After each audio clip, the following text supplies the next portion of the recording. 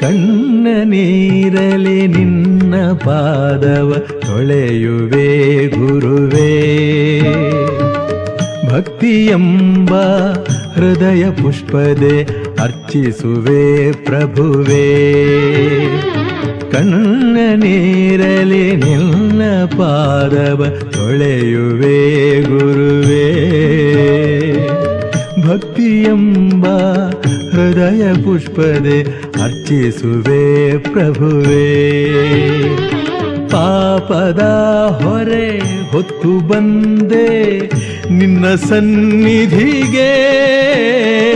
ಪಾಪದ ಹೊರೆ ಹೊತ್ತು ಬಂದೆ ನಿನ್ನ ಸನ್ನಿಧಿಗೆ.